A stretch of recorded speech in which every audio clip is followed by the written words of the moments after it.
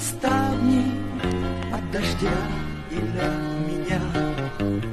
Только нашу с вами встречу этот дождь не от меня. Он стучался к вам в окошко 5 минут и ровно час. Ни ответа, ни привета не дождался.